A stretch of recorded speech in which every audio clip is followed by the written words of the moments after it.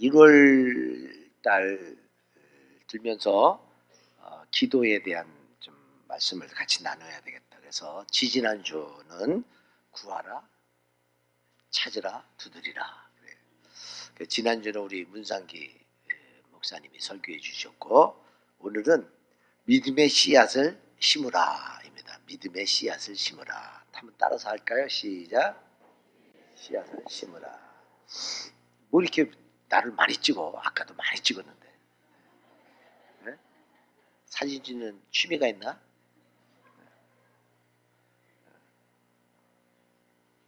믿음의 씨앗을 심으라. 2주간 특별 새벽 기도를 했는데 많은 분들이 나오셨어요. 그래서 같이 기도하고, 또 저도 마음을 다해서 안수기도 하고, 또 기도 카드를 다 적어서 관역이 희미하면 명중률이 떨어지잖아요.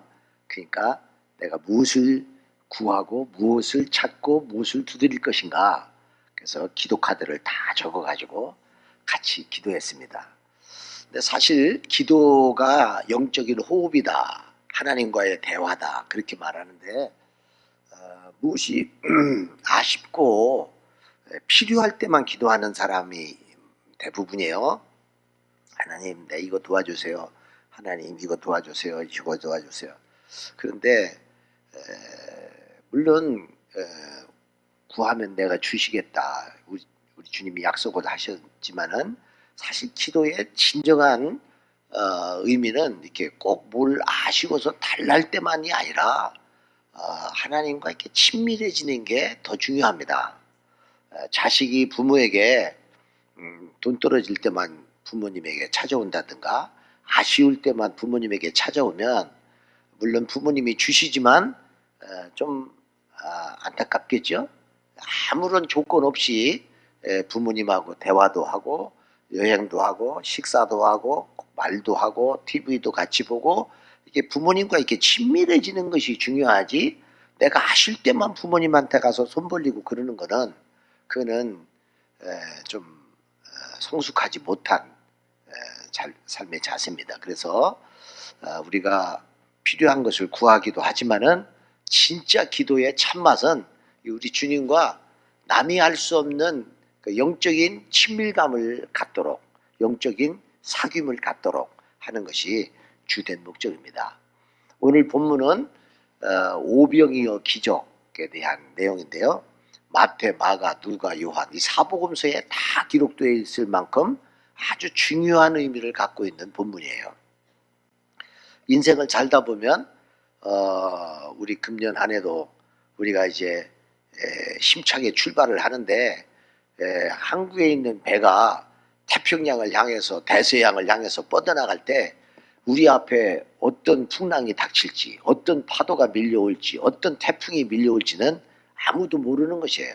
그러니까 금년 2018년도 우리의 가정에, 우리의 삶 속에 어떤 위기가, 어떤 풍랑이 다가올지는 모른다고요. 갑자기 교통사고를 당할 수도 있고, 또 갑자기 저렇게 밀양의 화재처럼 그렇게 화재로 나하고는 아무 상관도 없는, 내 잘못과는 상관도 없는 그런 어려움이 밀려올 수도 있고, 또 사업이 갑자기 곤두박질 칠 수도 있고, 우리 자녀들이 사고 칠 수도 있고, 뭐 갖가지 요소들이 우리를 혼돈케 하는 문제들이 우리를 기다리고 있을 것입니다. 그럴 때 우리는 어떻게 그 삶의 위기를 대처해 나갈 것인가 하는 것이 오늘 설교의 주된 주제입니다. 오늘 본문은 예수님께서 아주 가는 데마다 병자들이 인산인해를 이루었고, 또 수많은 군중들이 밀려왔어요. 마가복음 6장 30절에서 44절에 보면 그 시대의, 그때의 상황을 우리가 이렇게 머릿속으로 그려볼 수가 있습니다. 한번 같이 읽어볼까요? 빠른 속도로 시작. 사도들이 예수께 모여 자기들이 행한 것과 가르친 것을 낱낱이 고하니, 이르시되 너희는 따로 한적한 곳에 가서 잠깐 쉬어라 하시니, 이는 오고 가는 사람이 많아 음식 먹을 겨를도 없음이라. 이에 배를 타고 따로 한적한 곳에 갈새 그들이 가는 것을 보고 많은 사람이 그들인 줄 안지라. 모든 고을로부터 도보로 그곳에 달려와 그들보다 먼저 갔더라. 예수께서 나오사 큰 무리를 보시고 그 목자 없는 양 같음으로 인하여 불쌍히 여기사 이에 여러 가지로 가르치시더라. 때가 더물어 가매 제자들이 예수께 나와 여짜오되 이곳은 빈들이요 날도 저물어 가니 무리를 보내어 두루 촌과 마을로 가서 무엇을 사 먹게 하옵소서. 얼마나 사람들이 많이 밀려오는지 제자들은 식사할 겨를조차 없을 만큼 그렇게 밀려왔어요. 얼마만큼 밀려왔을까요? 이렇게 밑에 갈릴리 호수가, 넓은 호수가 보이고 이렇게 산비탈 이렇게 된 데서 예수님이 여기 서서 말씀을 전해. 바람을 타고 이 말소리가 잘 이렇게 전파되도록. 그런데 몇 명쯤 모였는가?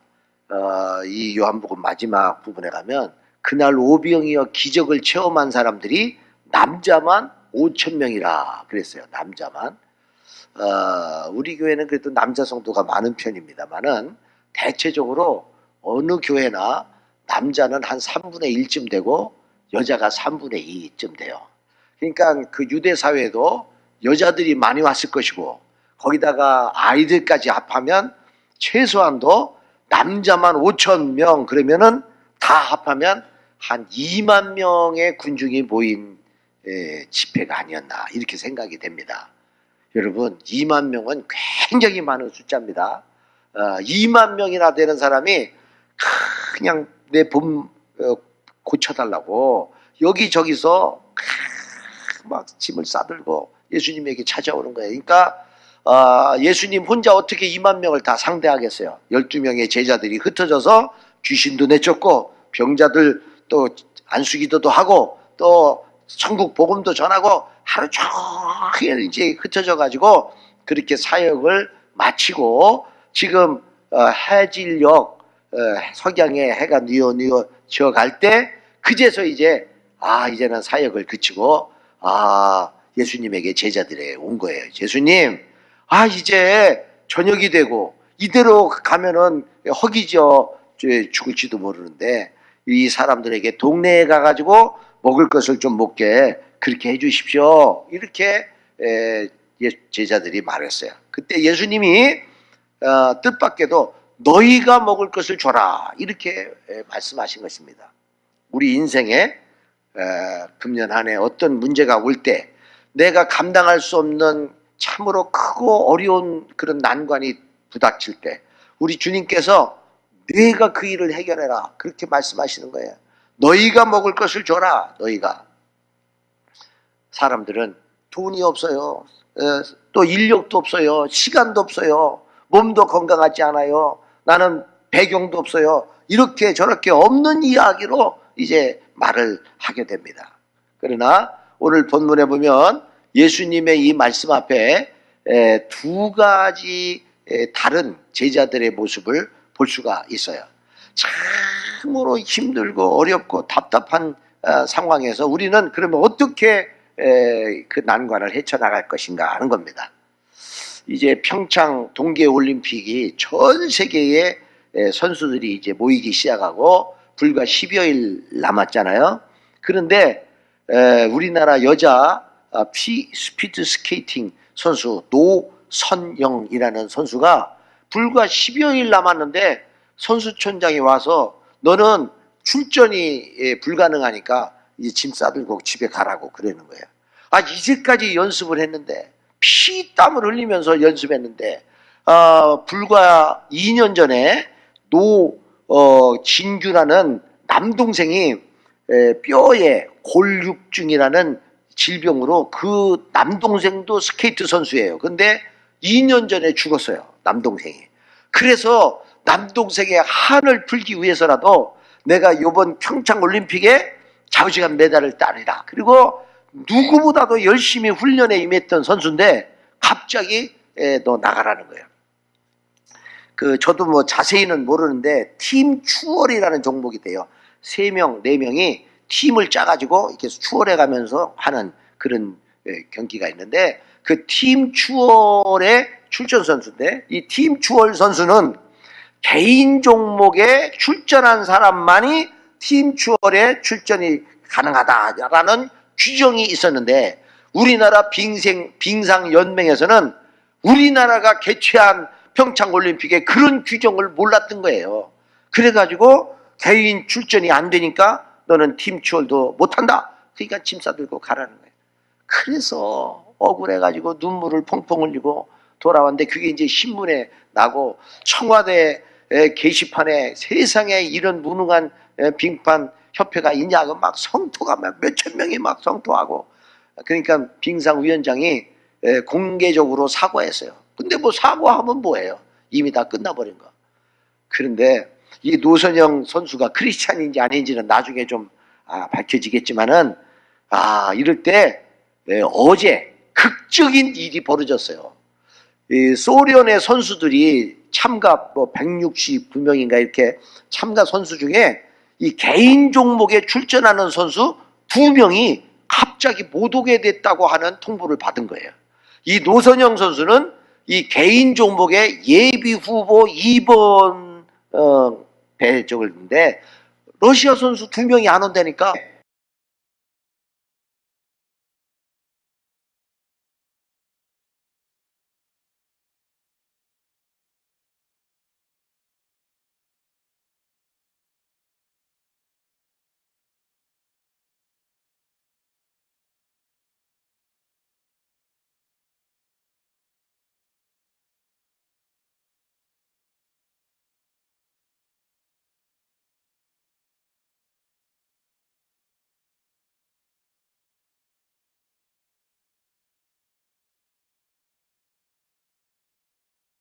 특세 교재 중에 마지막 날 조지 뮬러가 남긴 아주 멋진 말이 실려 있었어요. 믿음은 가능성의 영역에서 작동되지 않는다. 인간적으로 가능한 일에서는 하나님께 영광이 돌려지지 않는다. 믿음은 사람의 능력이 끝나는 곳에서 믿음이 시작된다 하는 그런 말씀이에요. 이 조지 뮬러는 고아의 아버지, 평생 기도응답을 5만 번이나 기도응답을 받았다 그래가지고 유명한 사람입니다. 뮬러, 그러면 이게 어느 나라 사람 이름입니까? 뮬러, 독일 사람이에요. 독일. 근데 이 2차 대전에 영국과 독일이 서로 막 전투기 폭격하고 이래가지고 많은 사람들이 죽었어요. 그런데 이 뮬러가 독일 사람인데 기도 중에, 이 사람도 젊을 때는 좀 방탕했던 사람인데 뒤늦게 목사가 되고 은혜 받고 보니까 이 하나님의 은혜를 어떻게 갚을까. 그런데 자기의 적국이었던 영국으로 돌아가서 영국의 많은 전쟁 고아들을 위해서 네 생애를 바쳐라. 그래서 영국으로 갑니다. 그래서 영국의 브리스톨이라는 마을로 가가지고 고아원을 차려요. 그래서 특별히 여자 고아 30명으로부터 시작해요. 그때가 1836년 4월입니다. 그래서 이 고아들을 모아놓고 그들을 위해서 전쟁고아, 부모가 없는 전쟁고아를 위해서 이렇게 하는데, 나중에 1870년대쯤 되면 오히려 2,000명으로 이 고아들이, 많은 이제 전국에 흩어진 고아들이 이 조지 뮬러가 관리하고 있는 고아원 숫자가, 고아원생이 2,000명이나 늘어납니다. 그는 2,000명을 먹여 살리는데 한 번도 정부에다가 나 도와주시오 요청한 적이 없고, 한 번도 부자 찾아가서 나 좀 도와주시오 이렇게 부탁한 적이 없다고 그래요. 많은 사람들이 2,000명이나 되는 고아를 어떻게 먹여 살렸습니까? 그럴 때 조지 뮬러는 기도실로 그 사람들을 안내하는데, 이 조지 뮬러는 늘 무릎을 꿇고 기도를 했는데, 기도에 무릎 꿇었던데 이 구멍이 이렇게 2개 난데 이 구멍에서 다 돈이 나옵니다. 그렇게 말을 했다고 합니다. 평생 200번을 성경을 통독했는데요. 그 중에 100번은 항상 무릎을 꿇고 성경을 읽었다고 그래요. 100번 읽을 동안. 그래서 이 조지 뮬러는 5만 번의 기도응답을 받았다. 그래서 이 조지 뮬러가 조지 뮬러의 일기라는 책을 펴냈어요. 조지 뮬러의 일기. 저 책인데요. 그런데 그 일기장에 보면 아주 평범한 사람이 어떻게 하나님으로부터 기도응답을 받았는가를 아주 일상적인 말로 이렇게 기록했어요. 한번 읽어볼까요? 시작. 주일 오후 우리는 고아들에게 필요한 것을 구하기 위해 다시 모였다. 우리의 마음은 평화롭고 우리의 희망은 하나님께 있다. 어제 저녁부터 지금까지 이슬링밖에 들어오지 않았지만 하나님께서는 우리를 도와주실 것이다. 그 다음 오늘 하루를 새로 시작할 때는 모든 것이 절망적으로 보였다. 그러나 주님께서는 우리의 모든 물질적 필요를 채워주셨다. 또 한 주가 지나갔고 우리는 빚지지 않고 97명의 보육원 식구들에게 필요한 것을 공급해 줄 수 있었다. 그 다음 시련이 계속된다. 매일매일 우리의 믿음에 대한 시련이 계속되나 나는 우리가 끝까지 기다리기만 하면 하나님께서 도와주실 것으로 확신한다. 1857년 12월 지금처럼 굉장히 추울 때요. 영국은요 습한 바람이 북쪽에서 불기 때문에 더 추워요. 그래서 아주 추위가 강추위가 몰아치는데 우리로 말하면 보일러가 터져버렸어요. 이 보일러 고치는 데만도 지금은 뭐 금방 하지만은 5일 걸린다 그래요. 이 많은 고아들이 이 차가운 바람에 그냥 노출된 채 냉방에서 자야 된다는 걸 생각하니까 끔찍해. 그래서 조지 밀러가 기도합니다. 하나님 빨리 고쳐주시되 그러나 5일 동안은 못 고친다니 이 북쪽의 차가운 바람 말고 남쪽에 훈훈한 바람이 좀 불러오게 해주십시오. 그렇게 기도를 해요. 그래서 간절히 기도했는데 그 하루는 그냥 가고 그 다음 날부터 진짜 남쪽에서 훈훈한 바람이 불어와가지고 얼어 죽지 않고 다 견뎠다. 그런 내용이 있습니다. 어느 날은 비가 막 폭우가 쏟아지는데 먹을 것이 하나도 없어요. 그 총무가 어떻게 종을 좀 칠까요? 학생들을 모으라고 할까요? 그랬더니 조지 밀러가 그 종 치라고. 그래서 다 종 치고 앉았는데 식탁에 아무것도 먹을 것이 없는 거예요. 그래서 일단 감사 기도합시다. 하나님 어제까지 먹여주신 주님 오늘도 먹여주실 줄로 믿습니다. 아멘. 그랬는데 밖에서 그 폭우 속에 마차 하나가 큰 마차가 두르는 거예요. 그래서 왜 왔냐 그랬더니 옆에 큰 공장이 소풍 가기로 돼 있었대요 그날. 근데 비가 쏟아지는 바람에 소풍이 취소가 된 거예요. 그래서 그날 먹으려고 했던 많은 빵, 맛있는 과일, 또 신선한 우유를 가득 실은 마차가 이거 어떡할까 그러다가 고아원이 생각나가지고 고아원 갖다 주자. 그래서 그 폭우가 쏟아지는 날 갑자기 그런 선물을 받았다 하는 그런 내용도 있습니다. 고아원 운영 60년 동안 하나님은 순간순간 수많은 기적을 체험케 하셨어요. 5만 번이면 하루에 2건 정도의 기적을 체험했다 하는 것입니다.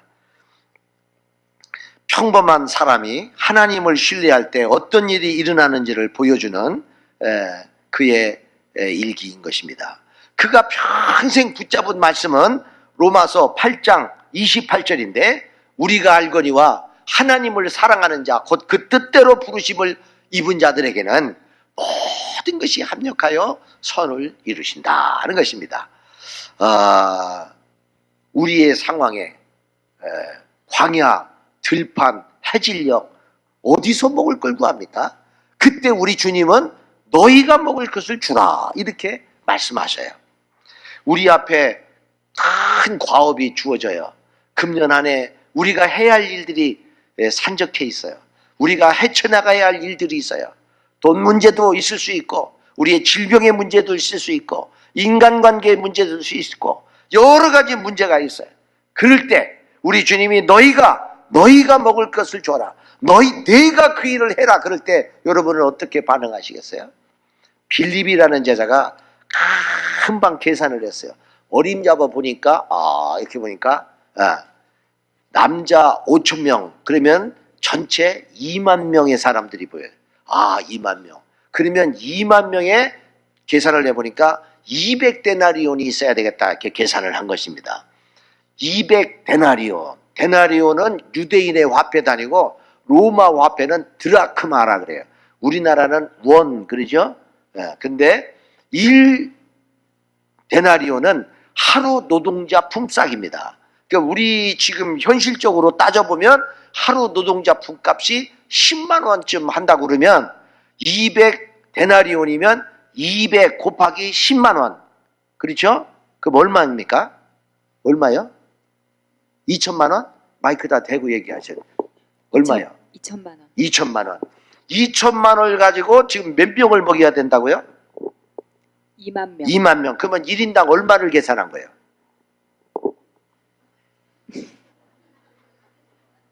만 원? 만 원? 1,000원? 1,000원? 1,000원이지, 1,000원. 1,000원입니다, 1,000원.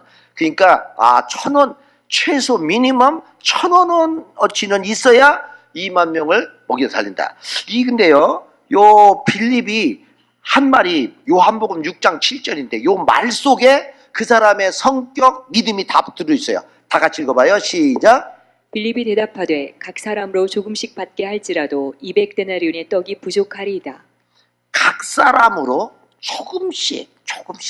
그리고 200데나리온의 떡이 부족하다. 요 말을 반대로 말하면 안 되나요? 각 사람을 조금씩이 아니라 배불리 먹게 한다면 한 2,000데나리온이 있으면 풍족할 것입니다. 이렇게 말하면 안 되나요? 왜 저 같은 어차피 200데나리온도 없는 것이고 2,000데나리온도 없는 거예요, 자기에게는. 그런데 왜 말을 저렇게 인색하게 하냐 말이에요, 말을. 이게 굉장히 중요한 거예요. 굉장히 중요한 거예요. 대단히 인간적이고 계산적이고 정확한 걸 좋아하는데 믿음이 없어요. 그리고 부정적이에요. 조금씩 부족함, 이런 말들이 부정적인 단어입니다. 우리 주님께서는 기적을 행할 때는 언제나 내 믿음대로 될지어다 그렇게 말씀하셔요. 내 그릇이 이만큼이면 이만큼 채워지는 거예요. 기름병 준비된 만큼 기름이 채워졌어요. 제가 이 교회를 지을 때는 조립식 40평짜리에서 한 120명 교인 모일 때 이 교회를 졌어요. 그런데 맨 처음에 이 설계사가 그림을 그려왔는데 너무나 크게 진 거예요. 그래가지고 내가 설계사한테 나 죽는 걸 보려고 그래요? 왜 이렇게 크게 그려와? 아니 땅 살 돈도 절반밖에 안 되는데 뭐 가지고 치라고? 줄여서 지금 이만큼 졌는데 그때만 해도요 너무 크더라고요. 이 공간이 너무 커. 이거 어떻게 다 이걸 채우자 이거. 근데 지금 생각해보면 배는 더 컸으면 좋겠다 하는 생각이에요. 내 믿음이 그때는요 좀 작았어요. 믿음이 좀 컸더라면 하나님이 더 채워줬을 텐데 내 입을 넓게 열라 그러면 내가 채우리라 그러셨습니다. 금년 안에 입을 넓게 여시기를 주의 이름으로 축원합니다. 물이 반 컵밖에 없으면 반 컵밖에 없네 그렇게 말할 수도 있지만 반 컵이나 남았네 그렇게 말할 수도 있는 거예요. 그렇지 않아요? 은행 잔고가 남았으면 요거밖에 없네 그럴 수도 있지만 이거 이만큼이라도 남아있네 그렇게 말할 수 있는 거예요. 사고로 눈 하나가 실명되면 아이고 이제는 하나밖에 눈이 없네 그럴 수도 있지만 한눈으로 볼 수 있네 그렇게 말할 수 있는 거예요. 예? 우리 자녀가 수학을 못하면 왜 수학도 못하냐 그럴 수도 있지만 국어는 잘했네 그렇게 말할 수 있는 거예요.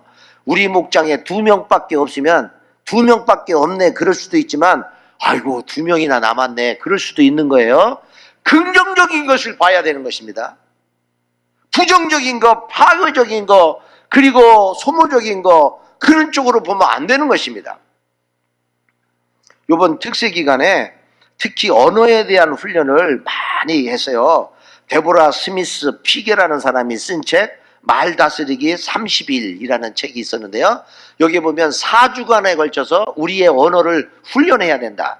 첫째 주는 축복을 주는 말, 두 번째는 상처를 치유시키는 말, 셋째 주는 관계를 회복시키는 말, 넷째 주는 인생을 풍요롭게 하는 말을 해야 된다. 감사하는 말, 축복하는 말, 진실된 말, 격려하는 말, 믿음의 말, 소통하는 말, 세워주는 말. 이왕이면 이 말이 뭐 돈 들어가는 것도 아니잖아요. 그러니까 내 말을 긍정적이고 창조적이고 생산적인 말을 해야 되는 거예요. 이 민수기 14장 28절에 여호와의 말씀에 내 삶을 두고 맹세하노라 너희 말이 내 귀에 들린 대로 내가 행한다 그랬어요. 여러분 내 몸에 왜 질병이 떠나지 않는가? 왜 내 삶에 가난이 떠나지 않는가? 내 인간관계가 왜 매번 이렇게 복잡하기만 한가? 여러분의 언어를 점검해 보시기를 바랍니다. 언어가 병들면 몸이 병들고 마음이 병들고 삶이 병들고 경제가 병들게 되는 거예요. 언어를 고쳐야 돼요. 언어를 고쳐야 돼요. 잠언서 18장 20절에서 21절 너무너무 중요한 말씀이에요. 같이 소리내서 시작. 사람은 입에서 나오는 열매로 말미암아 배부르게 되나니 곧 그의 입술에서 나는 것으로 말미암아 만족하게 되느니라. 죽고 사는 것이 혀의 힘에 달렸나니 혀를 쓰기 좋아하는 자는 혀의 열매를 먹으리라. 다 죽는다고 해도 나는 산다 그러면 사는 거예요. 죽고 사는 것이 내 혀의 권세에 달려 있습니다. 야고보서는 큰 배가 배의 요 작은 키로 방향이 결정된다 그랬어요. 거대한 산불도 작은 불, 성냥불 하나로 시작된다고 그랬어요. 내 인생의 수레바퀴가 요 새치 혀로 결정된다는 걸 아십니까? 그러므로 말을 잘해야 돼요. 말을 부정적으로 파괴적으로 하면 안 되는 것입니다. 내 인생의 수레바퀴가 그렇게 가는 거예요. 금년 한 해 내 언어가 바뀌어지기를 축원합니다. 내 말이 긍정적이고 생성적이고 창조적인 말로 믿음의 말로 내 언어가 바뀌지 않는 한 내 삶은 바뀌지 않아요. 내 말이 바뀌어야 돼요. 내 말이. 안드레는 이렇게 말을 했어요. 요한복음 6장 8절에 제자 중 하나 시몬 곧 베드로의 형제 안드레가 예수께 여짜오되 여기 한 아이가 보리떡 5개 물고기 2마리 있어서 가지고 왔나이다. 아니 보리떡 5개 물고기 2마리가 2만 명 앞에 무슨 의미가 있겠어요. 그런데요 예수님이 그걸 딱 보시자마자 바로 사람들을 앉게 하라 그랬어요. 베드로 빌립의 말을 듣고는 어이가 없어. 200데나리온도 없고 조금씩 먹게 해도 부족한 것이고 뭐가 없고 예수님이 아무 말도 안 했어요. 근데 안드레가 오병이 작은 아이의 도시락 보리떡 5개 물고기 2마리 가지고 왔을 때 바로 그 위에 축사하시고 하나님의 역사를 일으키신 것입니다. 구하라 그리하면 주실 것이고 찾으라 그러면 찾을 것이고 두드리라 그러면 열릴 것이라고 했으니 우리의 삶의 금년 안에 여러분 석양에 2만 명의 사람들에게 너희가 먹을 것을 주라 할 때 없는 것만 얘기하고 좌절하고 낙심할 게 아니라 구하고 찾고 두드려서 하나님의 기적의 주인공 되시기를 주의 이름으로 축원합니다. 여러분 잭 안드라카라는 소년 이야기를 들어보셨나요? 이 소년은 미국 워싱턴 옆에 메릴랜드 주에 살았어요. 저도 내 동기생이 거기 목회를 해서 가본 적이 있어요. 아주 작은 마을입니다. 근데 이 메릴랜드에 이 안드레카의 친척인데 아저씨, 테드라는 아저씨가 췌장암으로 죽었어요. 여러분 암 중에서 제일 사망률이 높은 암이 췌장암이에요. 이 췌장은 쓸개 뒤에 숨겨져 있어서 잘 발견되지도 않아요. 그래서 지금도 췌장암 걸렸다 그러면 생존율이 아주 약합니다. 그런데 이 아저씨가 죽어요. 그런데 의사 선생님이 좀만 일찍 발견됐더라면 살 수 있었는데 이런 얘기를 듣고 아니 지금처럼 현대 과학이 발달했는데 왜 췌장암은 발견 못한단 말이다. 의대를 가본 적도 없는 이 잭이라는 소녀는 그때부터 인터넷으로 췌장암을 연구하기 시작해요. 조사해요. 그 당시 조사 방법은 60년 전에 개발된 오래된 기술이고 정확도는 30%밖에 안 되고 검사 시간도 14시간 걸리고 가격도 비싸서 $800나 되는 많은 돈을 들여서 검사를 하고 시간도 걸리고 그런데도 정확도는 30%밖에 안 되는 그래서 이 잭 안드라카는 인터넷을 뒤지고 연구 논문을 뒤지고 해서 마침내 이 혈액 속에 암이 걸리면 요즘 혈액만 가지고도 암 걸리는가를 찾아내는데요. 특수한 단백질이 피 속에 생성된다는 걸 알아냈어요. 그런데 그것까지는 알았는데 암이 피 속에 암이 특수한 단백질이 피 속에 나타난다는 것까지는 알았는데 이 단백질의 종류가 8,000가지나 된다는 걸 또 알아냈어요. 그럼 도대체 8,000가지 단백질 중에 어떤 게 췌장암이냐고요. 그래서 고민이 됐습니다. 그래서 이걸 좀 더 구체적으로 연구할 방법이 없을까. 그래서 미국의 아주 유명한 의과대학이 존 홉킨스 대학이에요. 우리 교회의 어떤 집사님 아이도 그 존 홉킨스 대학에 들어갔다, 그런 말을 내가 들었는데요. 아주 굉장히 좋은 의과대학입니다. 근데 이 존 홉킨스 대학에 200명의 박사들에게 메일을 보낸 거예요. 나는 메릴랜드에 사는 15살 소년 잭 안드레카입니다. 내가 이 췌장암에 대해서 연구를 했고 더 깊은 연구를 하고 싶은데 8,000가지 특수한 단백질이 나온다는 것까지는 알겠는데 더 구체적인 실험을 하기 원합니다. 저를 도와주십시오. 그랬더니 200명의 의사들 중에 199명이 조목조목 얘야 그거는 무모한 일이란다 그러면서 안 된다는 답장이 왔어요. 그 중에 딱 한 사람, 마이트라라는 박사가 답장을 보낸 거예요. 야, 네가 참 기특하구나. 그런데 굉장히 어렵기는 하겠지만 내 연구실 한쪽을 줄 테니 네가 와서 연구하려면 해봐라. 그랬습니다. 그래서 존 홉킨스 대학에 가가지고 이 잭 안드라카가 그때부터 연구를 시작하고 이 마이트라 박사를 만나기 전에 의과대학을 다니지도 않은 이 소년이 무려 500편의 연구 논문을 다 읽어요. 그래가지고 나름대로 실력을 좀 갖고 구하고 찾고 두드려야 되겠다. 그래가지고 500편의 연구 논문을 읽고 그 교수를 만나서 연구를 합니다. 7개월 걸렸어요. 그동안 잠도 못 자고 잘 쉬지도 못하고 막 안 돼가지고 눈물을 흘리고 자기 혼자 막 낙담하고 좌절하고 그런 날이 한두 번이 아니었다 그래요. 그러던 어느 날 3,999번을 실패했어요. 3,999번. 그런데 4,000번째 놀랍게도 드디어 찾아낸 거예요. 이 췌장암의 특수한 단백질을 찾아낸 거예요. 이 췌장암뿐만 아니라 이것을 응용하면 다른 암도 심지어는 말라리아까지도 찾아낼 수 있다는 것을 이 잭 소년이 그걸 찾아낸 것입니다. 전 세계가 이 소년을 집중했습니다. CNN 방송, CBS 방송, 심지어 백악관에도 초청되어서 귀빈으로 초대되었습니다. 이 소년의 모습이 좀 궁금하잖아요. 우리 손자 준혁이랑 비슷하게 생겼어요. 한번 보세요. 이창균, 왜 내가 너를 여기 있으라고 한 줄 알겠어? 네 별명은 오늘부터 잭이야. 잭. 특별한 의미를 갖고 우리 이창균이도 이 잭처럼 그런 위대한 사람이 되기를 축복합니다. 오늘 부모님한테 가서 얘기하셔. 그 목사님이 나보고 잭이라 그래. 그리고 요 동영상을 각 카톡방에 이미 다 날렸어요. 조금 전에. 그러니까 여러분의 자녀들에게 오늘 이 설교를 듣고 어느 성가대 어느 여집사님은 막 마음이 흥분돼 가지고 우리 애들이 이걸 목사님 이 설교를 들어야 되는데 막 그러면서 안타까워하더라고요. 이런 설교를 듣고 도전받고 그래서 구하고 찾고 두드려 우리 삶에 2만 명이나 되는 많은 사람들이 광야에 석양에 어찌할 바를 모를 때 빌립같이 없는 것만 얘기하고 좌절하고 낙심할 게 아니라 안드레처럼 구하고 찾고 두려서 마침내 하나님의 놀라운 역사가 일어날 수 있기를 주의 이름으로 축원합니다.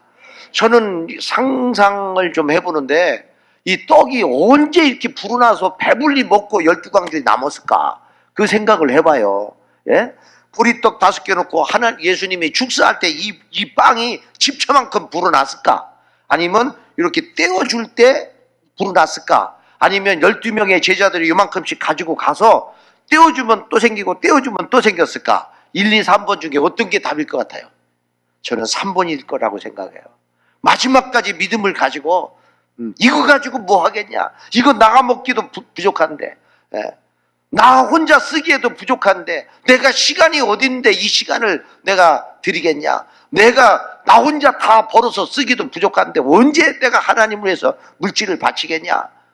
전에 우리 교회에서 간증하신 어느 여자 권사님, 그분은 몸이 불치병에 걸렸어요. 죽게 생겼는데 누워가지고 기도하는데 하나님께서 교회 가서 청소하라 그래. 걸어서 남들은 10분이면 오는데 1시간 걸려서 몸을 질질 끌면서 비닐 위에다가 수건을 싸가지고 이렇게 와요. 그래서 변소 청소를 합니다. 왜 몸이 아픈 사람이 하냐고 또 누가 뭐라고 했대. 그래갖고 가만히 보니까 월요일 날은 교회가 아무도 없다는 걸 알고 월요일 날마다 와서 그 변소 청소를 하는 거예요. 그래가지고 하나님이 그 몸을 완전히 고쳐주셨다고 간증을 했어요. 여러분, 없는 것 가지고 하는 겁니다. 없는 것 가지고.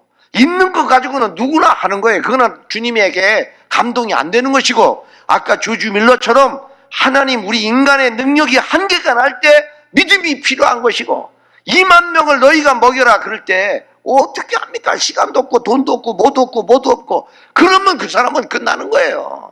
우리 삶에 2018년 어떤 일이 주어질지 모르지만은 하나님 앞에 안드레처럼 구하고 찾고 두드려서 마침내 떼어도 부족함이 없는 풍성함이, 그 주일학교 노래 움켜쥐면 없어지고 나눠주면 또 생기고, 뭐야? 나눠주면 풍성해져. 그런 노래가 있어요. 시간도 없는 시간 나눠주고, 물질도 없는 물질 나눠주고, 건강도 없는 건강 나눠주고, 오병이어 기적 주님 손에 올려드리면, 금년 안에 송구영신 예배 때 주님, 목사님, 내가 오늘 목사님 1월달 설교 듣고 내가 안드레 같은 믿음을 가졌더니 12광줄이 남았어요. 하나님, 미스터 잭, 잘 되면 나 좀 생각해줘. 우리 찬송 부르겠어요. 찬송. 세상은 들리고 사람들은 변하며도 나는 주를 섬기리. 주님의 사랑은 영원히 변하지 않네. 나는 주를 신뢰해.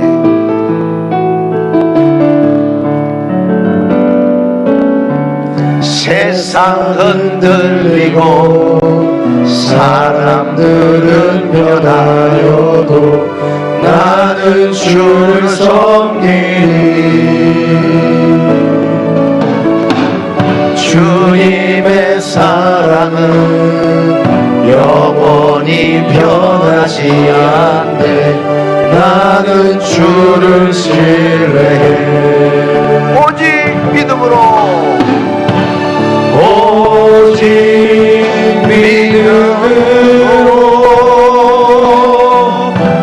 믿음으로 내가 살리라. 오직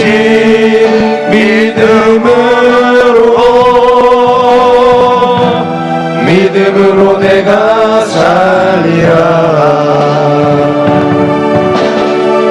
믿음은 들리고 사람들 주를 떠나도 나는 주를 섬기리. 주님의 나라는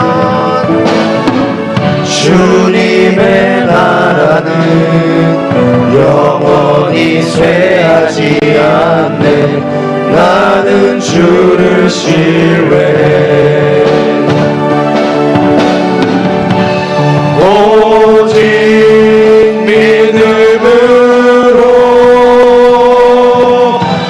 믿음으로 내가 살리라. 오직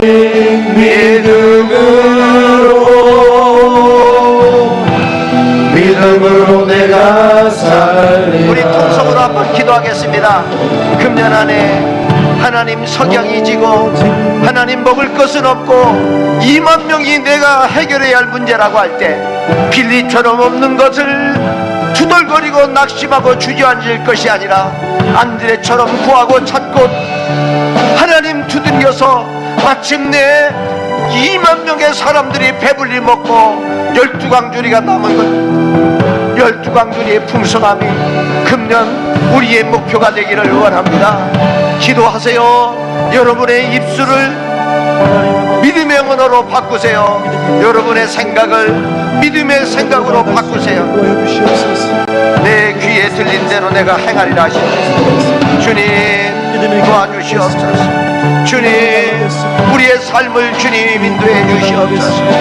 하나님 믿음의 사람이 되게 하여 주옵소서. 내 문제보다 크신 하나님 내 삶을 주장해 주시옵소서. 주님 도와주시옵소서. 믿음으로 승리하고 믿음의 언어를 믿음의 생각을 말하고 주여 내 삶에 어떤 어려움도 어떤 역경 믿음으로 승리하게 하여 주시옵소서. 주님 감사합니다. 주님 감사합니다. 주님 우리의 성도들을 축복해 주시옵소서. 감사합니다. 주님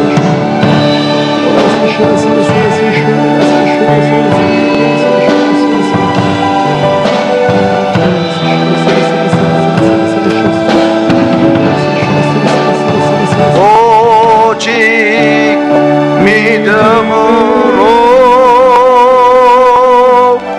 믿음으로 내가 살리라. 오직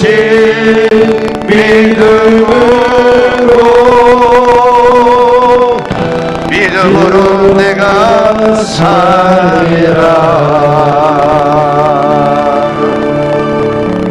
하나님 감사합니다. 크고 어려운 문제들이 하나님 파도처럼 밀려온다 할지라도 하나님 문제보다 크신 하나님을 붙잡고 믿음으로 선포하고 믿음으로 주장하고 나갈 때 하나님 구하고 찾고 두드리는 자에게 마침내 4000번째 하나님 응답받은 하나님 쬐과 같이 하나님의 역사가 일어날 줄로 믿습니다. 금년 안에 우리의 삶에 그런 놀라운 일들이 우리 성도들의 삶 속에 나타나기를 간절히 하나님 기도합니다. 이제는 우리 주 예수 그리스도의 은혜와 아버지 하나님의 지극하신 사랑하심과 성령님의 내주 교통 충만하심이 이제부터 영원토록 함께 하시기를 간절히 축원하옵나이다. 아멘.